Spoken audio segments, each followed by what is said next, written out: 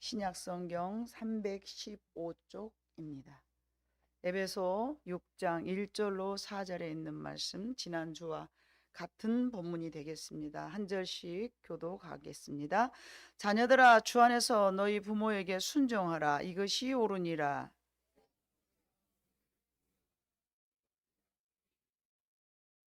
이로써 네가 잘되고 땅에서 장수하리라. 또 아비들아, 너희 자녀를 노엽게 하지 말고 오직 주의 교훈과 훈계로 양육하라. 아멘. 예, 감사합니다. 어머니한테 감사하다는 얘기가 아니고 더 많이 기도하라는 얘기로.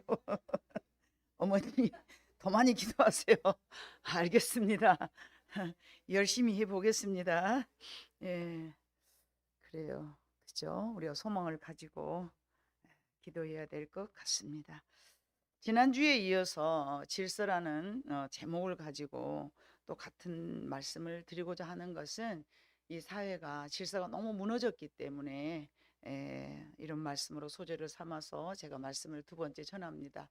그 이유가 하나님께서 주신 말씀에 이렇게 우리가 불순종하고 있어서 가정 안에서부터 자녀된 그 자세로서 행해야 될 것, 또 부모로서 자녀들에게 해야 될 이런 것들이 무너졌기 때문에 가정에 어떤 큰 어려움이 임하고 거기서부터 질서가 바로잡혀지지 않았기 때문에 우리가 생각하는 그런 행복한 가정이 될 수 없다라는 사실을 제가 말씀드리고자 합니다.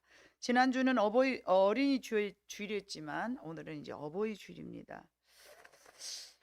설교에 앞서 한 일본에서 있었던 전설을 여러분에게 이야기해 드리고자 합니다.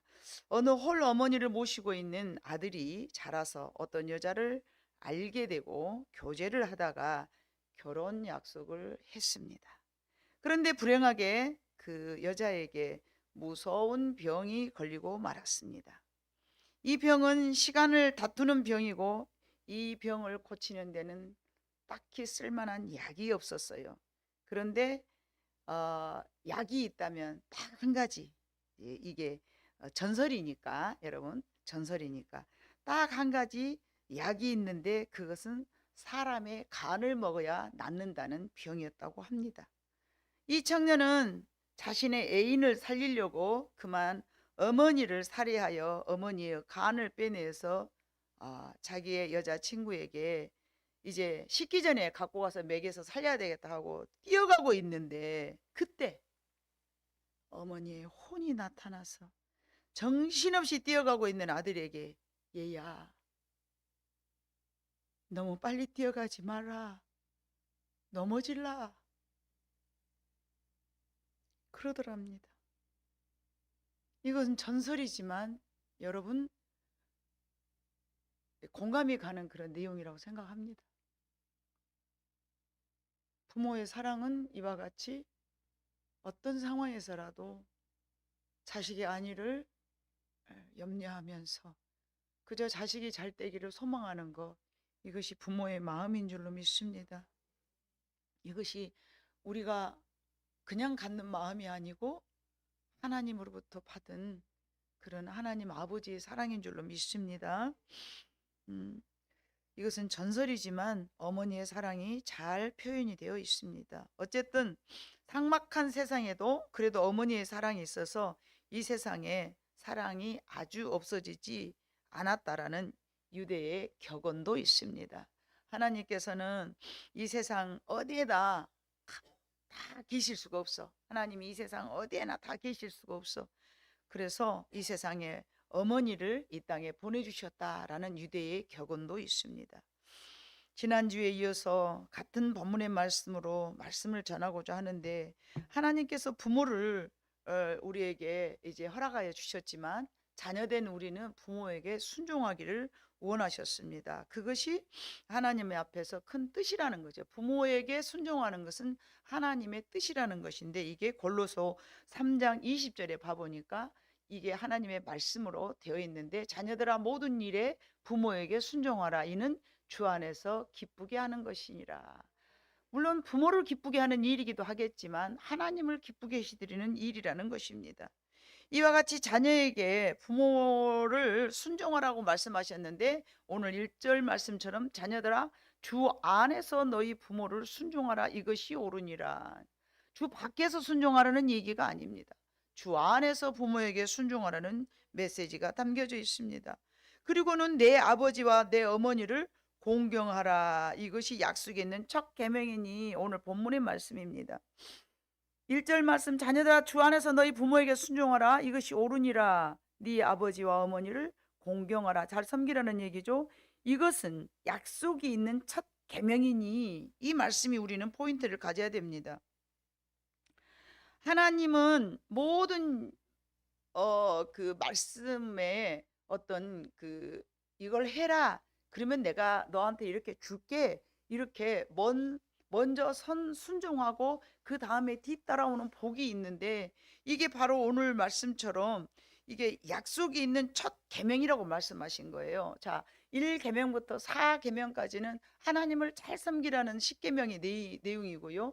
5계명부터 10계명까지는 인간과 인간 사이에서 이루어져야 될 그 하나님이 율법을 우리에게 주셨는데 그래서 첫 계명이라는 것은 부모를 섬기는 것이 이 세상에서 인간과 인간 사이에서 가장 중요하고 가장 큰 계명이라는 뜻입니다.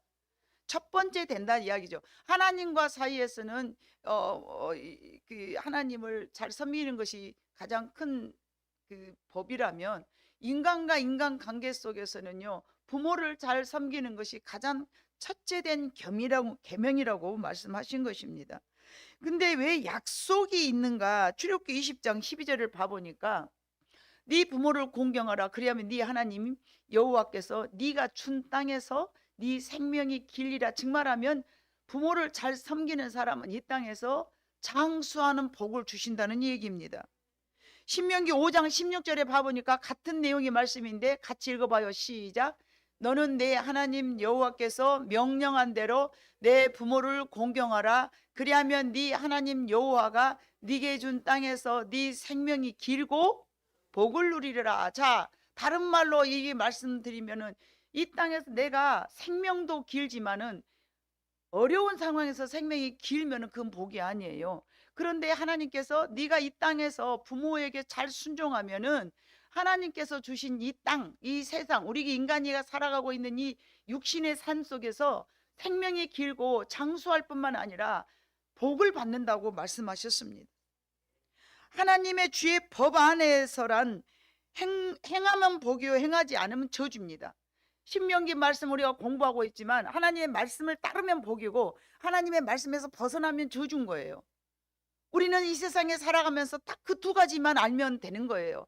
왜 이 땅에 살면서 내가 수고하고 애쓰고 노력하고 뭐를 열심히 하고 있는데 왜 나는 잘 안 되는 걸까? 그거는 하나님의 말씀에 명령에 거역하고 살기 때문에 그렇습니다.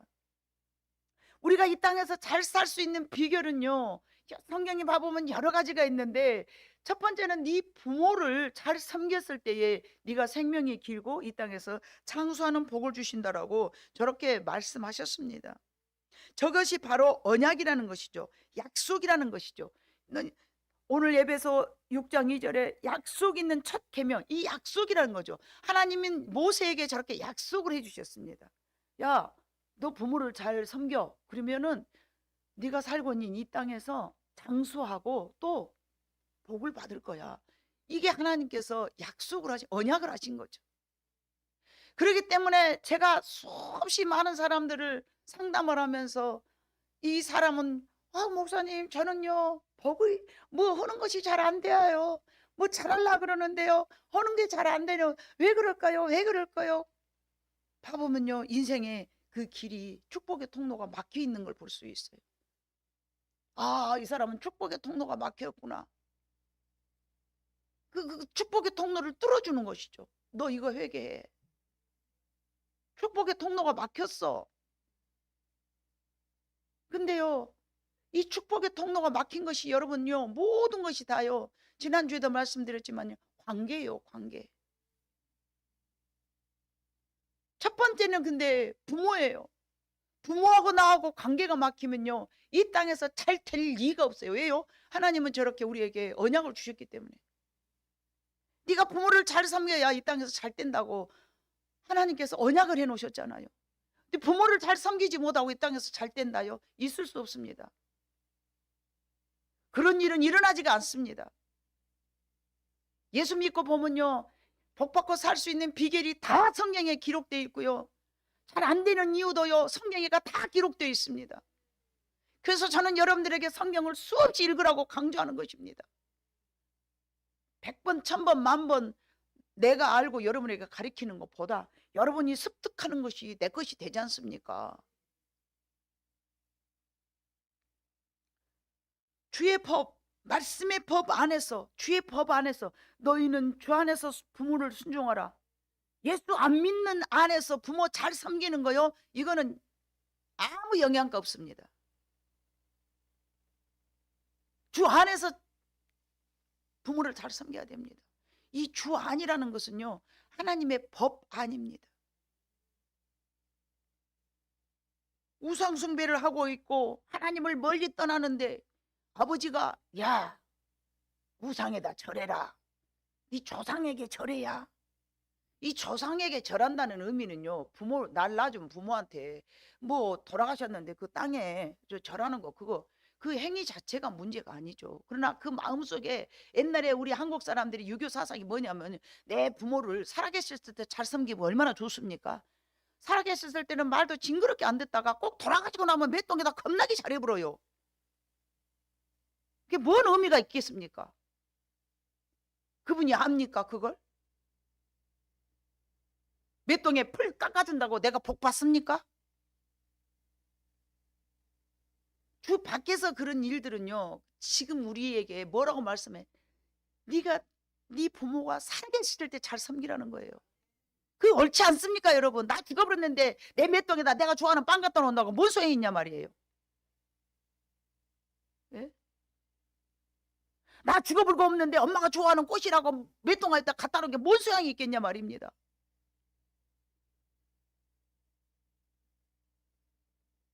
보잘것없을지라도 부모가 살아계셨을 때 우리는 잘해야 되는 거예요. 내 부모가 이빨 빠져갖고 음식 먹으면서 침 질질 흐르고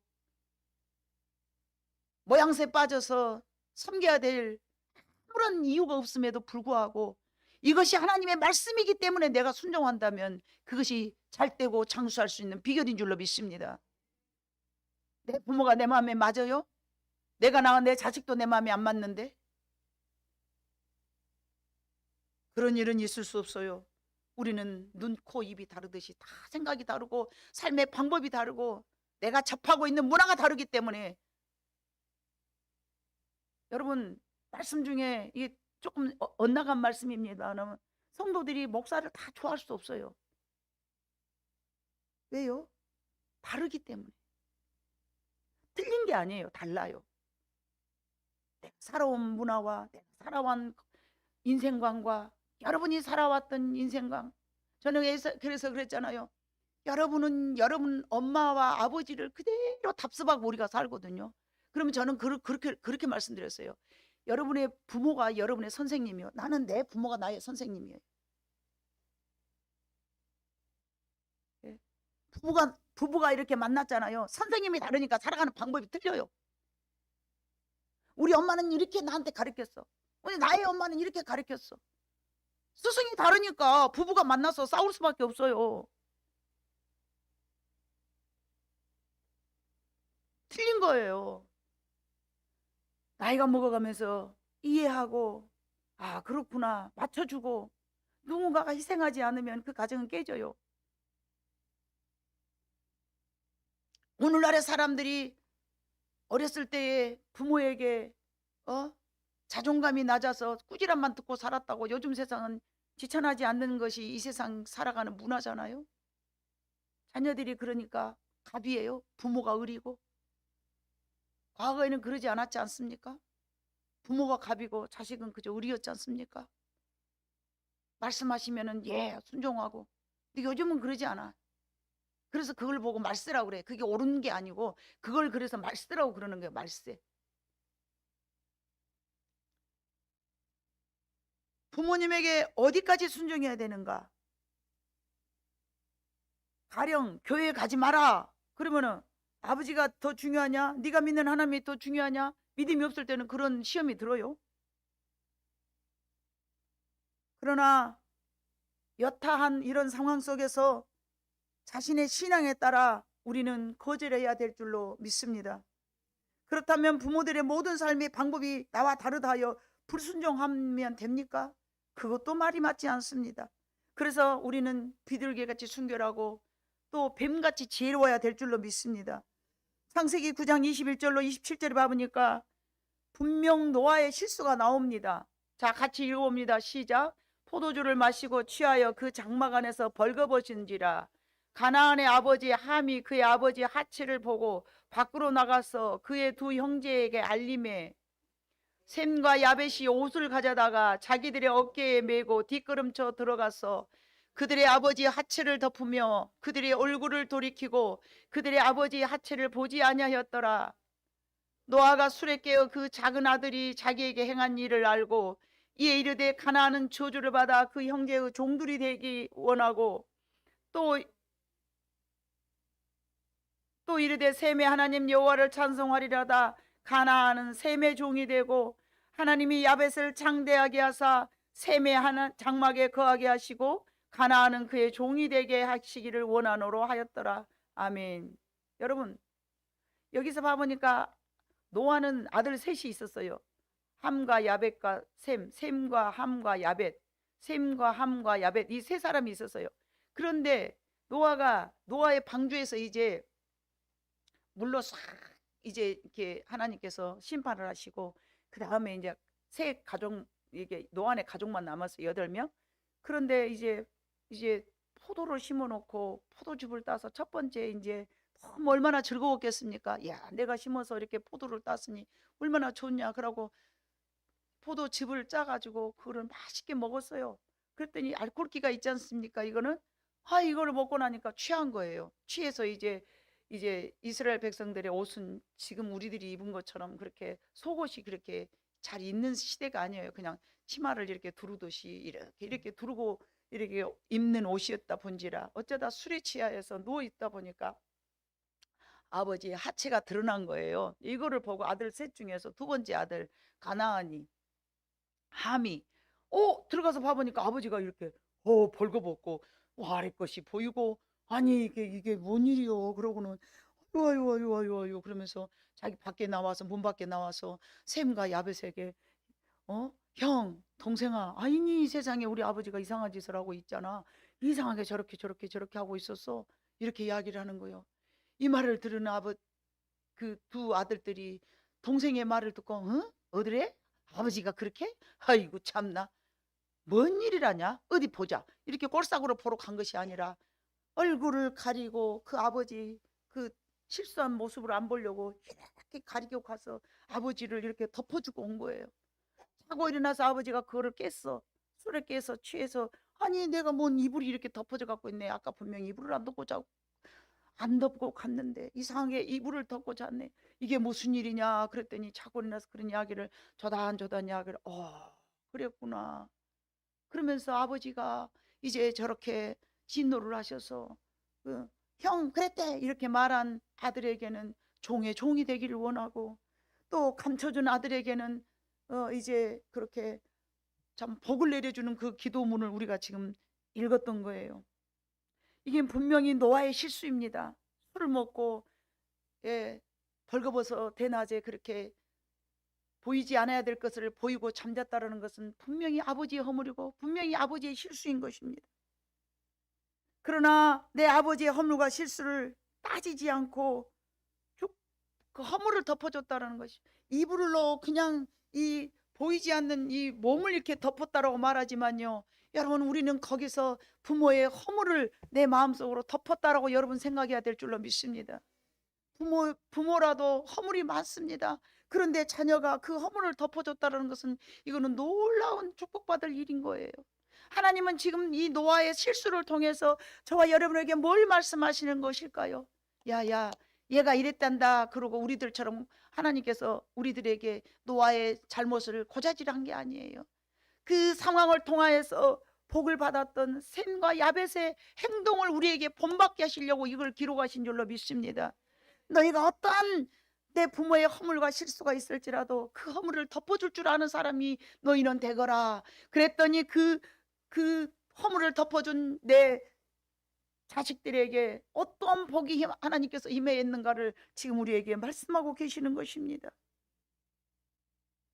부모 세대의 흐름과 다르고 삶의 방법이 다르기 때문에 부모가 모두 다 존경스럽고 섬김의 대상이 된다면 그 무엇이 문제가 되겠습니까?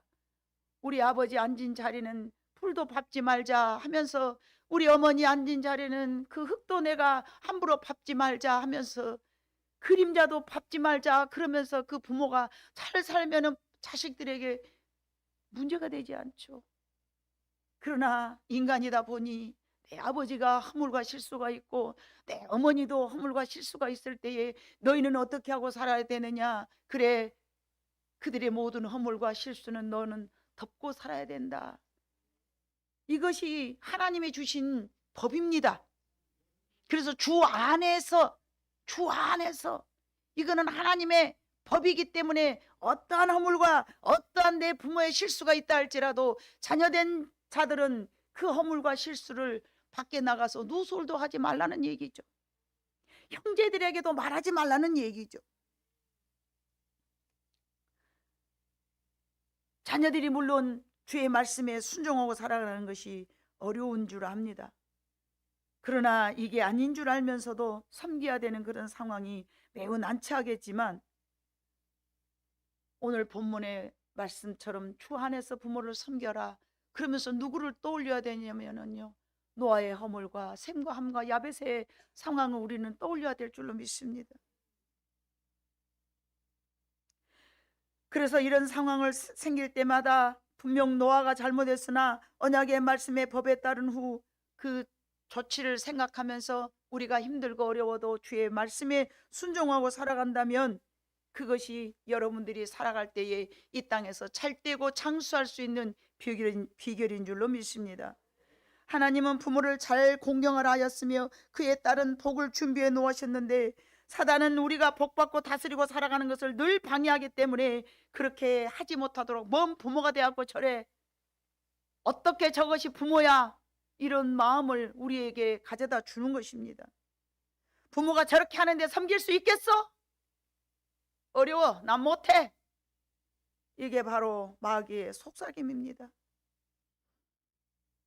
내가 섬기지 않은데 내 자녀가 어떻게 나를 섬기겠으며, 나를 안 섬겨줘도 상관없어. 내 자식이 나를 안 섬겨줘도 상관없어. 그러나 나 때문에 내 자녀가 잘못된다면 그러지 않겠습니까? 내가 하는 행동을 다 볼 텐데 학교에서 배운 거 그대로 합니까? 내 부모가 하는 거 따라서 안 하고 사는 것이 저는 인생이라고 봅니다. 학교에서 가르친 대로 도덕적으로 우리가 배운 대로 살아갑니까? 그렇다면 여러분요, 10년 20년 예수 믿었으면 여러분들은 흠이 없는 사람들이 돼야 돼요. 왜요? 목사들에게 설교를 얼마나 많이 들었습니까?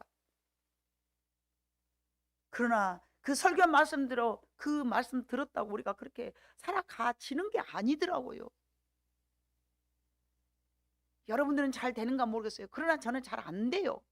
말씀을 수없이 읽고 살았어도 그렇게 살 수가 없어요. 왜요? 내 속에 악한 죄가 있기 때문에.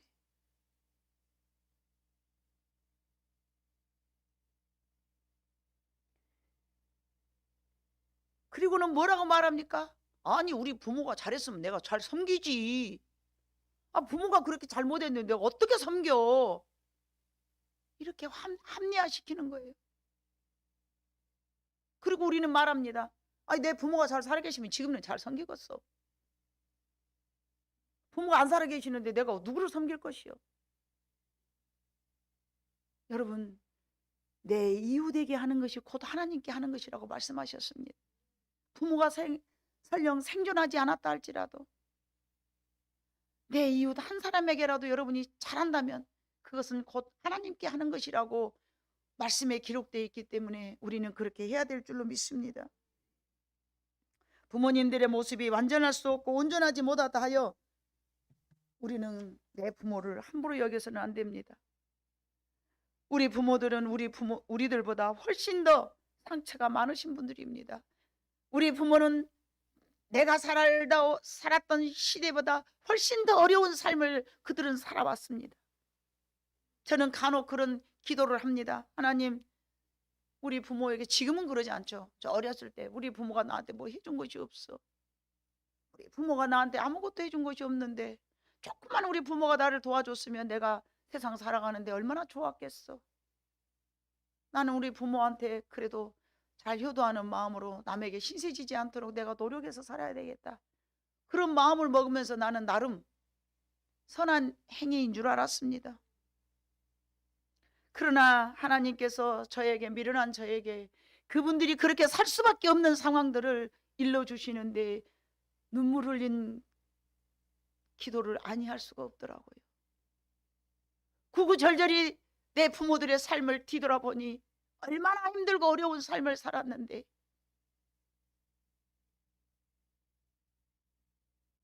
우리 성도들에게 제가 한 번씩 말씀드렸습니다만 저희 어머니가 한 번씩 이런 말씀을 하시더라고요. 아래도 욕이 되어야. 왜 엄마는 저렇게 더러운 말씀을 하실까 그랬어요. 얼마나 배가 고팠으면 가래도 욕이 되어야. 요기가 된다. 요기. 욕 말고 요기. 말귀를 못 알아면 가래도 음식 된다 그 말이에요. 든든하다 그 말이에요. 여러분 그런 삶 살아봤습니까?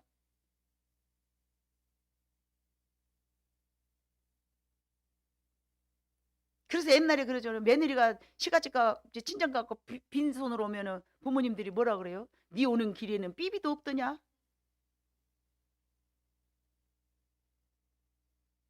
우리 부모들은 그렇게 살았습니다. 저는 그 어머니의 그 애다른 마음을 하나님이 알게 하시는데요. 나는 우리 부모한테 받은 것이 없어. 철없는 생각으로는 그런 생각을 제가 많이 하지는 않았습니다만, 그래서 나는 열심히 있게 살래 하고 부모를 원망한 적은 없습니다. 그러나 내 마음속에 무슨 마음을 하나님께서 허락해 주시냐면요, 어느 날 기도하는데 자식에게 해주고 싶은데 해줄 것 없었던 부모의 마음은 얼마나 아팠을까. 내가 자식을 낳아서 키워보니까 내가 철이 없었다. 우리 엄마는 나한테 아무것도 해줄 것 없을 때 얼마나 그 가슴이 미어졌을까.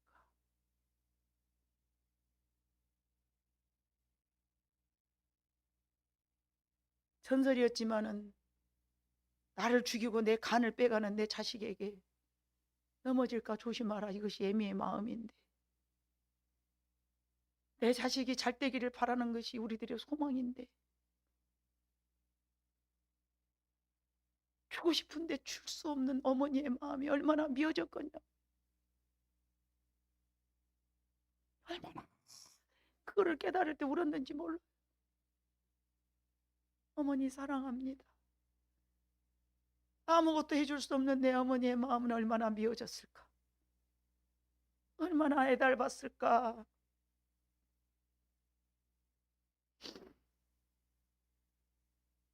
내 부모들도 이미 가난의 상처, 배우지 못한 상처, 인정받지 못했던 상처들로 가슴이 이리 찢기고 저리 찢겨서 인격 알라 이상하게 만들어졌어. 어떻게 옛날 부모들은요 욕을 잘하는지요? 왜 그렇게 욕을 했겠어요? 가슴에 한이 맺혀서, 무엇에 대한 한이든지 한이 맺혔으니까 입이 거칠어진 거예요. 잘하고 싶어서 잘한 게 아니에요. 못하고 싶어서 못한 것도 아니고. 생각해보세요. 우리나라 같이 한이 많은 인생이 어디가 있겠습니까?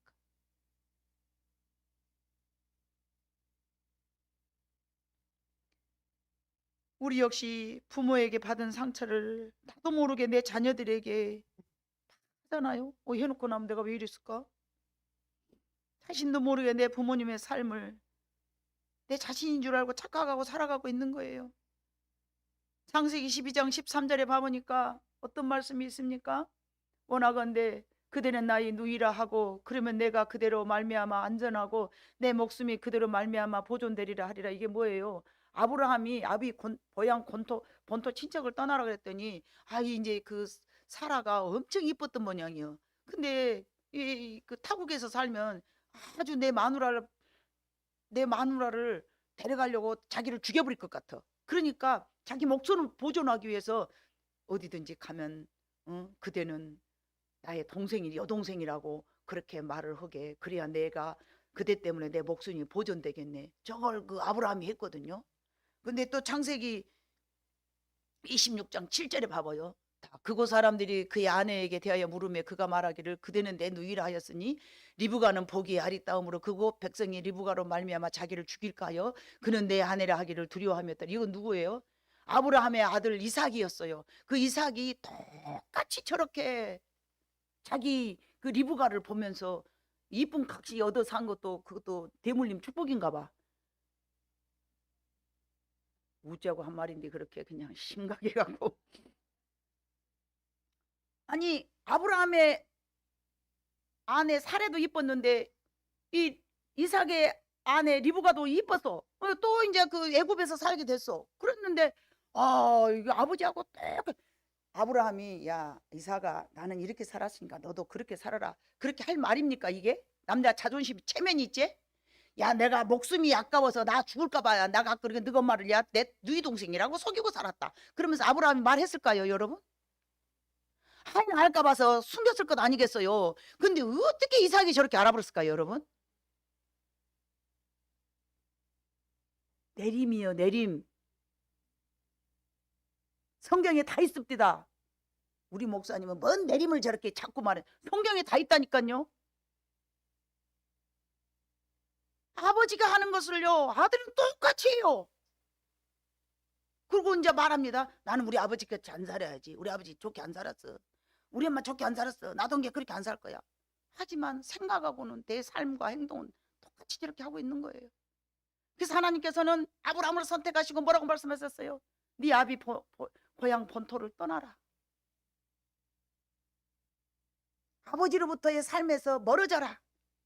부모를 육신으로 떠나라는 얘기가 아니에요.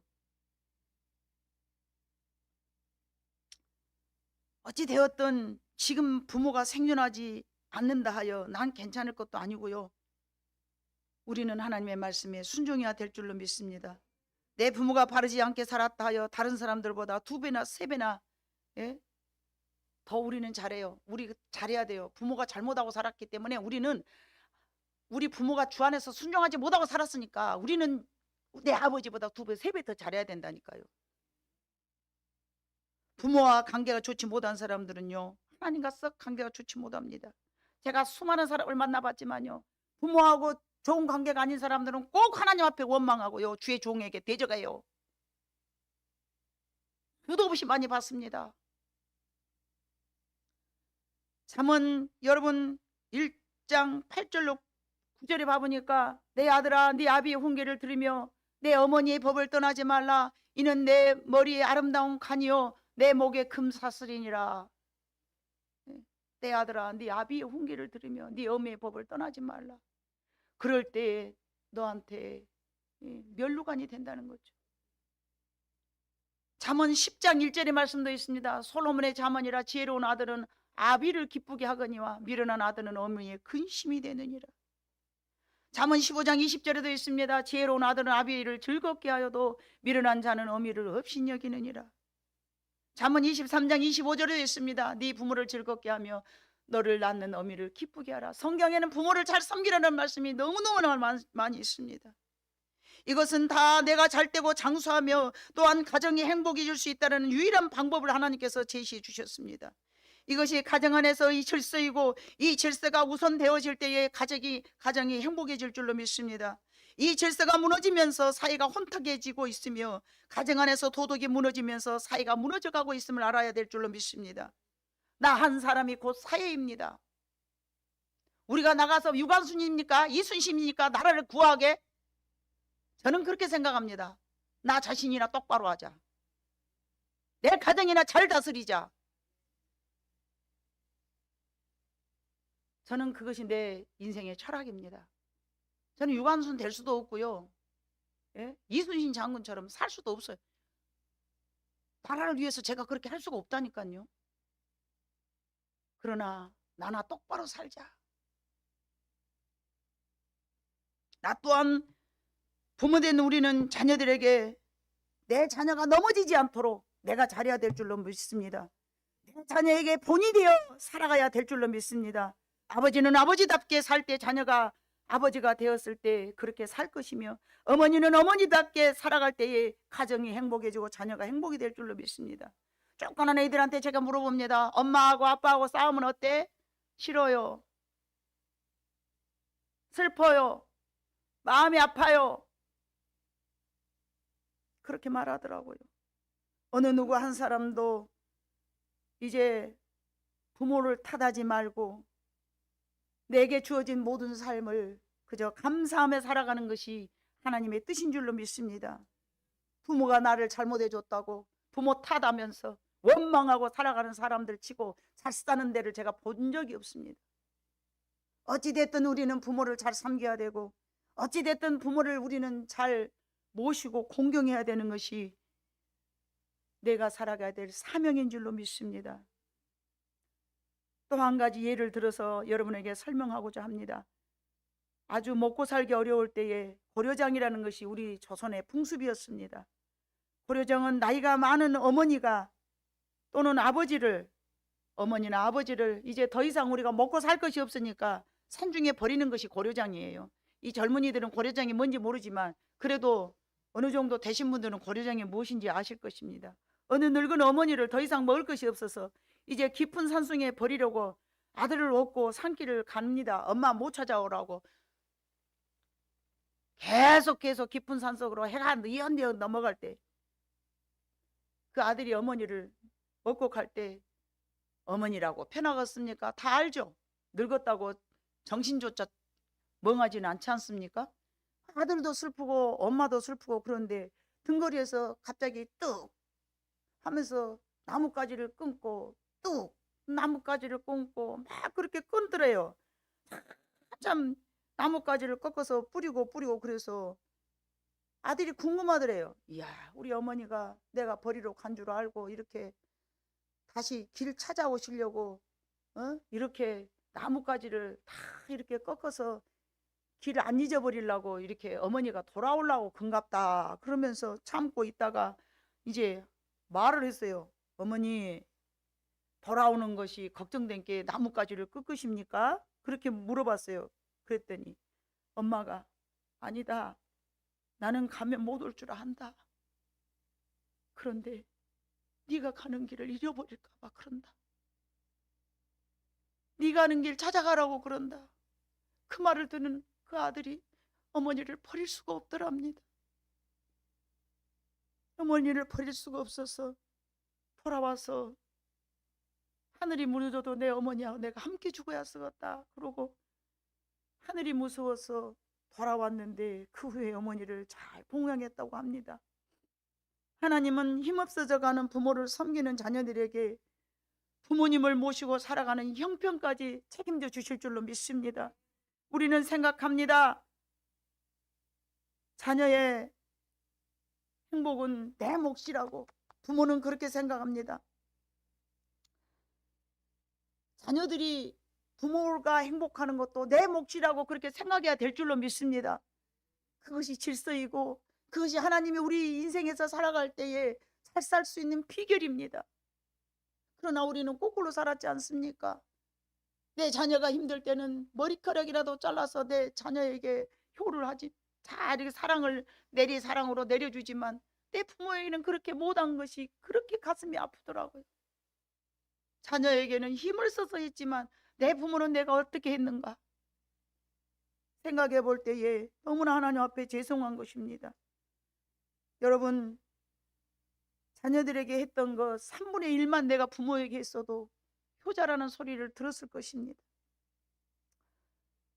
여러분의 부모가 생존하시지 않았다면 어쩔 수 없지만 생존해 계신 부모가 계신다면 섬기시기를 주님의 이름으로 부탁드립니다.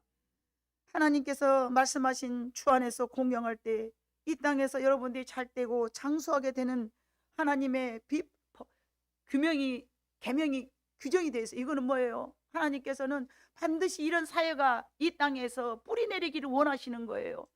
자식은 부모를 섬기고 부모는 자녀를 노엽게 하지 아니하고, 이런 것이 질서가 잘 세워졌을 때에 하나님도 기뻐하시고 우리 모두가 행복하면서 가정이 사랑으로 하나 될 줄로 믿습니다. 이것이 예수 믿는 사람들이 해야 될 일입니다. 애국애족 하자고 깃발 들지 말고, 내 가족, 내 자녀들에게라도 노엽게 하지 말고 내 부모 잘 섬기면서 살아가는 여러분 모두가 되시어서 이 땅에서 잘되고 장수할 수 있는 복을 여러분 모두가 누리시기를 주님의 이름으로 축복합니다. 기도하겠습니다. 사랑 많으신 아버지 하나님,